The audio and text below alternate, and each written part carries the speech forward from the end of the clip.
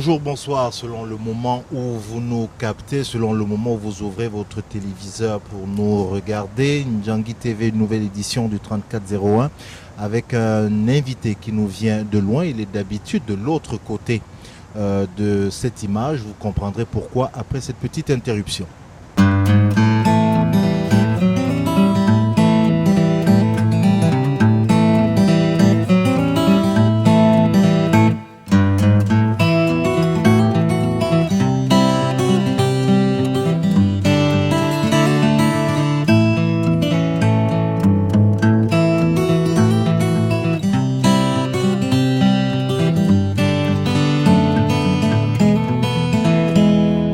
J'ai bien dit notre invité, c'est quelqu'un qui nous vient de très loin, M. Amadou Vamouké, directeur général de la CRTV, la Cameroun Radio and Television. Merci beaucoup, merci de nous avoir honorés de votre présence ici. Merci de votre invitation. Vous avoir ici, M. Vamouké, on ne peut... il y a mille et une questions qu'on a envie de vous poser. Rapidement, pour situer les gens, la direction de la CRTV, vous l'occupez depuis combien de temps ? Eh bien, j'ai été nommé le 26 janvier 2005, ce qui signifie que le 26 janvier prochain, j'aurai passé exactement 10 ans. 10 ans. 10 ans donc à la tête de la CRTV, qui est la radio et la télévision publique du Cameroun, hein, pour exact. Que les gens nous comprennent bien. CRTV, radio et télévision, je pose la question, M. Vamouké, radio, télévision publique ou radio gouvernementale ? Ben, c'est les deux. Elle est gouvernementale parce qu'elle fonctionne essentiellement sur des capitaux publics, même si ces capitaux sont d'origine privée, puisque comme vous le savez, elle est principalement financée par la redevance audiovisuelle qui est prélevée sur les salaires, n'est-ce pas, des agents publics et privés et sur la fiscalité des entreprises. Donc elle est gouvernementale pour cette raison-là, mais elle est une entreprise audiovisuelle de service public parce qu'elle a une espèce de cahier de charges qui lui fait obligation d'apporter aux citoyens camerounais l'ensemble des éléments dont il a besoin pour avoir la meilleure compréhension possible de son environnement, des acteurs de cet environnement, des actions qui y sont entreprises, des opinions qui sont exprimées et en plus donc, de lui apporter cela dans le domaine du divertissement, valoriser donc la production, la culture musicale et artistique nationale. Donc nous sommes à la fois un organe gouvernemental et un organe de service public. Du service public. La CRTV, M. Vamouké, c'est la vitrine du Cameroun, c'est le reflet du Cameroun. En votre, si je peux me permettre, en votre âme et conscience, le professionnel que vous êtes, vous dites qu'aujourd'hui la CRTV reflète cette diversité du Cameroun. La CRTV se trouve dans les 10 capitales régionales, rend compte de ce qui s'y passe, c'est déjà cela. Ensuite, dans les 6 journaux télévisés, je ne parle pas des journaux parlés, les 6 journaux télévisés que nous avons un journal qui est dédié à la région, donc qui reçoit des informations venant de partout. Maintenant, je ne parle pas de la radio qui, elle, alors émet dans toutes les stations régionales avec des émissions multiplexes en mi-journée qui rendent compte également de l'actualité régionale. Je pense que la programmation également est une programmation extrêmement diversifiée, plus diversifiée en tout cas que par le passé, puisque aujourd'hui, régulièrement, on reçoit des images, des informations. Quand je parle de la programmation, donc on voit des visages, je veux dire, on voit des visages inattendus. Hein. Et en plus, nous avons un événement périodique qu'on appelle la rentrée des programmes qui se fait d'une année à l'autre dans une partie du pays. Il y a 2 ans, nous étions chez les Pygmées, dans la région de Dimako. L'année dernière, nous étions à Kribi, où donc on a présenté cette région-là dans les détails. L'année prochaine, nous serons dans la région du Nord. Donc vraiment, nous pensons, et notre slogan, le dit suffisamment bien, CRTV est au cœur de la nation. Donc nous voudrions être vraiment au cœur de la nation, être le lieu où l'ensemble des manifestations de notre Camerounité trouve sa meilleure expression. Qu'est-ce qui fait que la CRTV reçoive autant de critiques que j'imagine vous entendez? Oui, bien sûr. Maintenant, comme vous savez, la réalité des choses est toujours différente de la perception, pour toutes sortes de raisons, des prismes à travers lesquels on voit ces choses-là. Mais si on veut être objectif, on peut poser la question, qu'est-ce que vous avez comme programme? Et la réponse à cette question, si on veut être objectif, permet de dire que la CRTV est véritablement le reflet de la réalité complexe du Cameroun. Maintenant, la perception dont vous parlez, ça dépend également de laquelle. Je suis là depuis 10 ans. Est-ce que c'est la perception qui date d'avant mon arrivée? Est-ce que c'est la perception qui s'est construite pendant les premières années de mon arrivée? Ou est-ce que c'est la perception aujourd'hui? Parce qu'il y a une évolution quand même qui va de plus en plus dans le sens de ce que je dis, dans le sens de notre rôle, de notre objet social. Et donc, ça dépend. Vous êtes à l'étranger, peut-être que vous campez encore sur les images les plus anciennes. Je pensais que vous alliez dire que la perception qui nous serait défavorable, c'est celle qui dirait que oui, il n'y a pas suffisamment de critiques du gouvernement, il n'y a pas suffisamment de débats, etc. On va y arriver. Ça, je vous concéderai, encore qu'on pourra en discuter, oui. Mais il n'y a aucun débat possible sur le caractère extrêmement diversifié des contenus que nous proposons à notre public. On reçoit évidemment pas 20 emails, mais d'artistes, par exemple, qui disent « Ok, nous aimerions savoir pourquoi est-ce que, par exemple, les artistes sont obligés de payer ou, comme on dit chez nous, passer à la caisse pour faire diffuser leurs œuvres sur le poste national. Voilà, ça vient de... Mais je peux vous répondre, c'est une information incomplète parce que il faudrait, le jour où vous passerez à la CRTV, je vous montrerai le budget des cachets que nous proposons aux artistes. Donc nous proposons des cachets substantiels aux artistes. Hebdomadairement, ça se chiffre en millions. En plus, nous contribuons pour 500 millions de francs au fonctionnement de la structure des droits d'auteur au Cameroun. Pratiquement, c'est nous seuls qui l'alimentons. Les autres structures ne donnent rien. Donc quand vous voyez qu'il y a une répartition qui a été payée à des artistes au Cameroun, c'est que cet argent est venu de la CRTV. Donc ça nous permet d'avoir bonne conscience. Maintenant, si en dehors des cachets que nous leur donnons, il y a des artistes qui disent « Nous venons de sortir un nouvel album et nous voudrions que vous en assuriez la promotion ». À ce moment-là, cela se fait dans le cadre des clips, ce que nous appelons vidéoclips, ou bien clips, je ne sais plus quoi, permettez-moi, j'ai oublié le terme, mais ça se fait à prix d'argent. Parce que sinon, comment vous allez, quel est l'ordre de passage que vous allez définir? Tout le monde veut que son produit passe. Et là, donc, c'est une démarche commerciale. Et en tant que démarche commerciale, elle se fait à prix d'argent. Mais je dis, dans notre programmation ordinaire, les artistes que nous invitons pour venir animer nos émissions, que ce soit dimanche midi ou bien lorsque nous avons des délocalisations, ça se fait à prix d'argent. Je ne vais pas vous dire quels sont les montants, mais ils sont confortables par rapport à ceux qui sont pratiqués ici et là. Nous, Ndjangi TV, on est une structure audiovisuelle en diaspora. Pendant votre séjour ici, vous avez beaucoup parlé à la diaspora et aussi de la diaspora. La CRTV est la télévision nationale. On a des producteurs, par exemple, d'images, que ce soit en télévision, que ce soit en cinéma. Quelle est l'aide, quelle est la collaboration qu'ils peuvent avoir avec vous, avec la CRTV? C'est très simple. Depuis que je suis là, d'une année à l'autre, dans le budget de la CRTV, les ressources dédiées à l'acquisition des œuvres de fiction notamment, est consistant.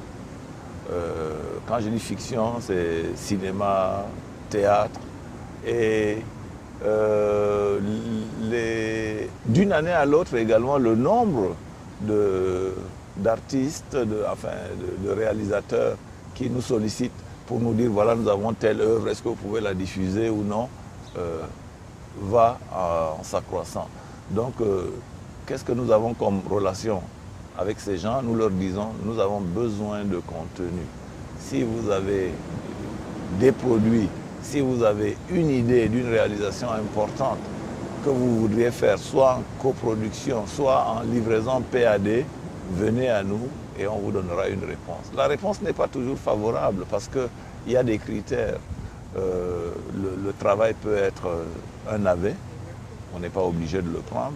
Le travail peut avoir des scènes qui nous posent quelques problèmes, n'est-ce pas, en rapport avec l'éthique et la morale publique ou la moralité publique.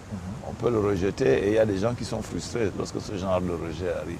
Mais je prends l'engagement, si vous me demandez par SMS, de vous donner des indications sur le nombre, n'est-ce pas, de partenaires que nous avons d'une année à l'autre, les ressources que nous mettons. Vous verrez bien qu'il y a quelque chose de concret qui est fait en cette direction. Maintenant, c'est toujours une minorité de gens qui trouvent une réponse favorable. La majorité qui ne la trouve pas est nécessairement frustrée. C'est peut-être celle-là qui agit sur la perception négative. Mais je vais vous dire, et retenez-le, nous sommes bien conscients de ce que nous ne pouvons pas faire la télévision tout seul, que nous avons besoin des autres. Et si ce n'était pas évident pour ceux-là, il faudrait que je le redise aujourd'hui, on a besoin de vous, mesdames et messieurs, les travailleurs, n'est-ce pas, de l'audiovisuel. On a besoin de vous à la CRTV. Quelque part, pour mettre un peu fin, je n'ai rien contre les téléfilms brésiliens, mais c'est sûr qu'on aimerait peut-être plus savoir de téléfilms, comment dire ça, de téléfilms camerounais. De vous à moi, vous avez besoin de plus d'argent? Est-ce que l'argent est un obstacle peut-être à votre déploiement? Non. Nous avons l'argent que nous pouvons avoir et qui peut nous permettre de remplir notre objet social. Maintenant, si on en a davantage, on le remplit mieux. Il n'y a pas de doute à ce sujet. Les films brésiliens ont leur fonction. Vous dites ont leur fonction? Oui, ont leur fonction. C'est d'abord une fonction de fidélisation que ne peut pas offrir la production locale. C'est-à-dire que vous ne pouvez pas, avec les productions locales, obtenir une série de 300 épisodes. Or, avoir une série de 300 épisodes pour une télévision comme la nôtre, c'est fondamental, c'est important. Nous avons terminé une série brésilienne avec un film intitulé Le Clone. Je peux vous dire qu'à plusieurs égards, nous nous sommes félicités d'être entrés en relation avec le détenteur de ce droit pour acquérir ce film. Pourquoi? Parce que d'abord, le film était suffisamment intéressant pour le public que les ressources publicitaires que nous avons reçues permettaient de payer et d'avoir une marge confortable. De payer les droits et d'avoir une marge confortable. Maintenant, si vous prenez donc ce qui est dit dans Le Clone, c'est vraiment des questions universelles qui sont posées. Il n'y a que les lieux où le film, parce que le film en question a été tourné à Marrakech et à Rio de Janeiro, il n'y a que les lieux et les personnages, la couleur des personnages. Quelles sont les questions que ça pose? Les questions de mariage entre des gens qui viennent d'endroits différents. Moi, je me dis, pour la CRTV, c'est important. Quelles sont les questions que ça pose? La drogue chez les enfants, c'est important. Quelles sont les questions que ça pose? La question du divorce. Il y a donc tous les problèmes humains de la société contemporaine sont posés par ce film et les gens l'ont regardé avec un intérêt et nous pensons donc que, comme vous, nous n'avons rien contre les séries brésiliennes si elles posent des problèmes du genre humain qui suscitent la réflexion. Monsieur Vamoulke, vous allez vous faire, je dirais quoi, incendier symboliquement avec ce que vous avez dit. Vous prenez les séries brésiliennes, notamment qui vous propose 300 épisodes, parce qu'il n'y en a pas sur le plan national. Est-ce que vous pensez que si vous lancez là un appel, vous n'allez pas trouver des nationaux? Je ne fais pas du nationalisme à la petite échelle là, mais est-ce que vous ne pensez pas pouvoir trouver ce genre de personnes capables de vous faire ça, de vous fournir ce genre de travail en leur donnant un peu de moyens? Je ne sais pas où ce genre de travail se cache, mais le seul cas que j'ai obtenu d'une proposition d'une série de 300 qui est peut-être approximatif, mais on a dit on va faire le travail de upgrading qu'il faut, et peut-être qu'au cours de l'année 2015, on va mettre cette série camerounaise. Donc on ne refuse pas, mais je peux vous dire qu'il n'y a pas. Il n'y a pas de gens qui nous fassent ce type de proposition. Maintenant, donc si votre question signifie qu'est-ce que vous attendez pour aller vers les producteurs et leur dire coproduisons, eh bien on a essayé. C'est pas facile. Il y a même des cas de gens qui ont pris de l'argent et puis qu'on n'a plus revu. Donc ce n'est pas aussi simple. Ça vous a rendu méfiant? Oui, certainement. Certainement. Donc là encore, c'est une occasion que vous m'offrez de dire s'il y a quelque chose de sérieux qui est fait, on est prêt à la coproduction, mais ce n'est plus le trend d'aujourd'hui. Hier, nous avons visité Télé-Québec. Ce n'est pas de la coproduction, c'est des appels à proposition de PAD. Donc on regarde le contenu, on se met d'accord, et puis bon, ils utilisent peut-être les infrastructures de Télé-Québec, et puis à la fin, ils apportent un produit PAD. Donc, parler de coproduction où ils sollicitent à la fois nos réalisateurs, nos monteurs, nos caméras, nos bancs de montage, etc., avec nos ressources humaines. Non, ça n'est plus de la coproduction. Voilà, c'est un peu compliqué. Mais s'il y a des gens qui disent, Monsieur Vamoulke, voici notre dossier, il demande un financement de temps, est-ce que vous êtes capable de mettre autant d'argent pour qu'au bout de telle période, nous puissions disposer d'un film de bonne qualité? La réponse est oui, parce que nous avons des ressources que nous mettons, que nous inscrivons dans notre budget à cette fin-là. Aujourd'hui, on va dire que le paysage audiovisuel camerounais est relativement riche. Il y a des médias, il en pousse tous les jours. Comment le manager de la CRTV voit cette concurrence? Elle est saine, il est serein par rapport à son média? Est-ce que ça le booste? Comment vous appréciez cette évolution? C'est une perception positive par conviction libérale. Je n'ai pas de problème. J'aurais pu en avoir aux origines, parce que quand j'arrivais aux commandes de la CRTV, nous étions 4e dans l'audimat à Douala et 2e dans l'audimat à Yaoundé. Vous parlez de télé-radio là? Non, de télé principalement. Okay. Non, en radio, en général, on tient la route. Nous pensons que nous avons le meilleur instrument. Ah, oui. Diversité, richesse des programmes, etc. En télé, donc, nous étions 4e à Douala et 2e à Yaoundé. Depuis, ça a changé. Donc, il n'y a plus un endroit sur la planète où nous sommes 2e par rapport au Cameroun. Donc, on est premier ou premier ex aequo. Ouais. Donc, nous n'avons pas de problème. Il y a des secteurs où nous coopérons. Maintenant, les médias audiovisuels, je les entends quelquefois dire oui, mais eux aussi, ils remplissent une mission de service public. Pourquoi est-ce qu'on ne leur donnerait pas la redevance? Et la réponse que je leur donne, c'est que la redevance a été créée par une loi et que le fait que le gouvernement camerounais donne la redevance à la CRTV pour fonctionner ne l'empêche pas de donner une aide à la presse. Parce qu'il faut une différence entre l'aide à la presse, parce qu'on voudrait promouvoir la pluralité de la presse, et la redevance audiovisuelle qui vise à financer l'activité de médias de service public. Donc voilà. Donc pour répondre complètement, ils sont les bienvenus. Et d'ailleurs, cette multiplicité a un effet d'entraînement vers le haut par rapport à la qualité des programmes. Nous voyons que chaque fois que nous innovons, peu de temps après, les autres sont obligés de suivre. Je ne vais pas citer les aspects sur lesquels nous avons innové et nous avons vu dès la quinzaine ou le mois suivant, les autres faire la même chose. Donc c'est un progrès pour la société puisque nous travaillons pour le progrès de la société. Il y a de plus en plus au sein des dirigeants, des patrons de télévision privée, des murmures qui se font quand même de plus en plus bruyants sur le fait qu'il faudrait peut-être revoir un peu le mode de financement.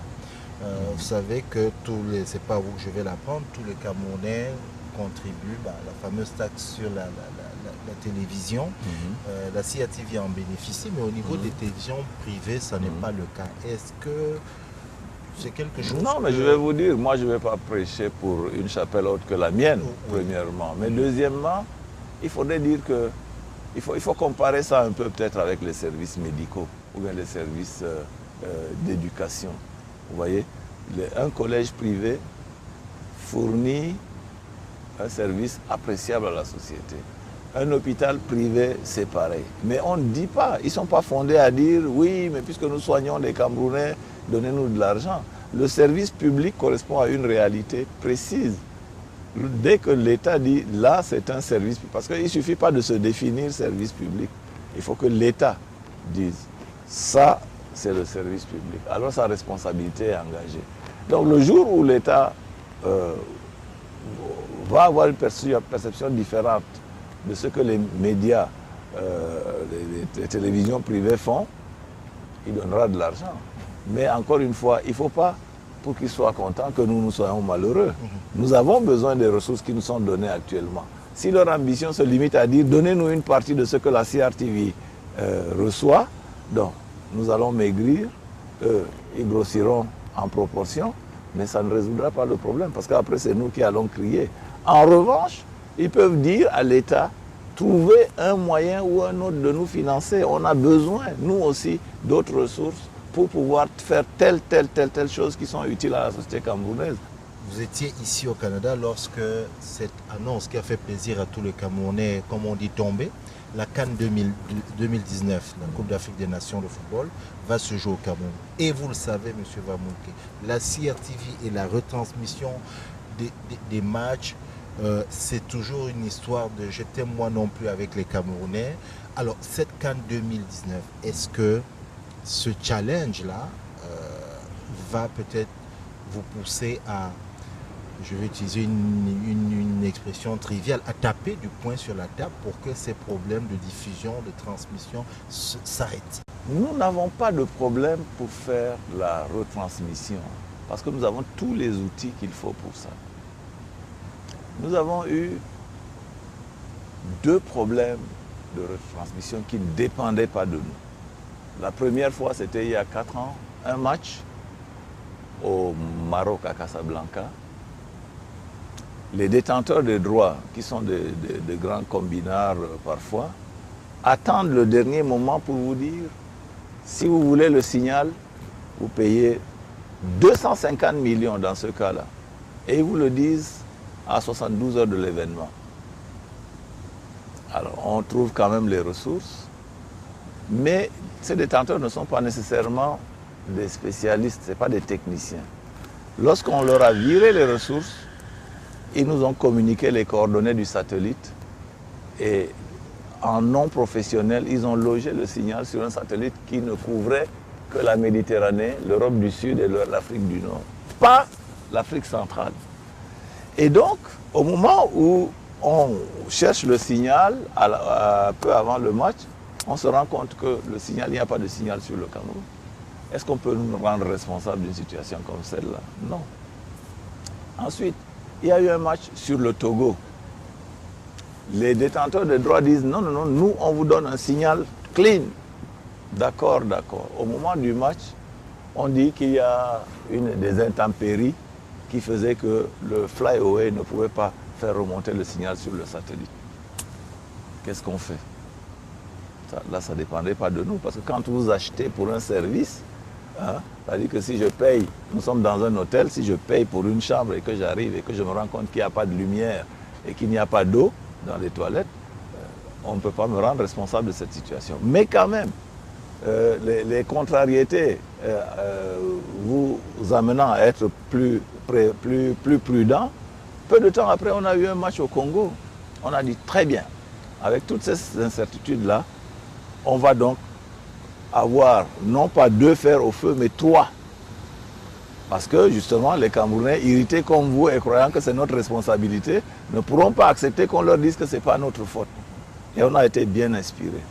Ce jour-là, les détenteurs des droits ont encore échoué. Donc on n'avait pas le signal.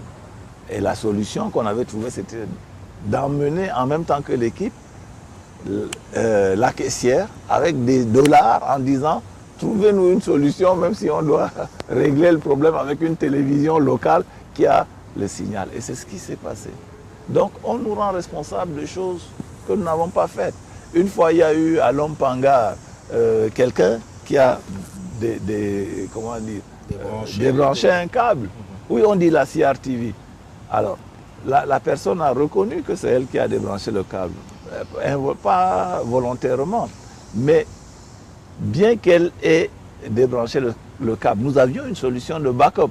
Ça a pris 2 minutes pour rattraper. Donc on n'a pas vu le caractère efficace de l'intervention. On a vu les 2 minutes qui ont paru tellement longues. On a dit mais vraiment la CRTV c'est pas possible. Alors qu'on a mis des ingénieurs pour le backup. Voyez-vous. Donc en fait, si vous voulez, je termine en disant les gens nous font beaucoup de procès. La CRTV suscite des envies, des jalousies invraisemblables. J'étais très loin de les soupçonner, mais on a fonctionné de cette manière-là. Mais notre satisfaction, c'est que quand même, à côté des gens qui font beaucoup de bruit et qui ternissent notre image, il y a une grande majorité de gens qui sont satisfaits et qui nous témoignent leur satisfaction. Et à ceux-là, nous disons, on va continuer à améliorer la CRTV et ce sera effectivement le cas. Qu'est-ce que vous allez ramener qui pourrait, évidemment, au bénéfice de votre entreprise? Bon, ce que nous pouvons ramener peut se résumer à 2 choses. Au-delà d'avoir rencontré, excusez-moi de vous avoir interrompu, au-delà d'avoir rencontré des coproducteurs. Voilà. Oui, nous avons visité des maisons qui offrent une expertise impressionnante dans divers métiers de la télévision. Et bon, je ne rentre pas dans les détails. Et cette expertise nous paraît comme nécessaire dans un contexte où nous devons assurer notre passage au numérique. Et comme vous savez, le numérique, c'est nouveau. La CRTV a un personnel assez ancien qui est là depuis les origines et qui a été initié, si l'on peut dire, à l'analogique. Donc, globalement, nous pensons qu'il y a un champ d'opportunités immense dans le domaine. Et surtout, nous ambitionnons d'avoir une télévision d'un certain niveau. Et nous disons que ces opportunités-là, on va les mettre en valeur dans le domaine de la formation des ressources humaines, dans le domaine des équipements également, et dans beaucoup d'autres domaines. Donc ça va, on est très satisfait de cette visite et on reviendra. Merci encore d'avoir accepté notre invitation. Merci de cette invitation et bonne chance à Ndjangi TV. Merci beaucoup. Voilà, je suis Cyril Ekwala aux manettes de cette émission Honoré Doudou Noumabe. Nous nous donnons rendez-vous pour une autre édition de 3401 Rancard. Merci, au revoir.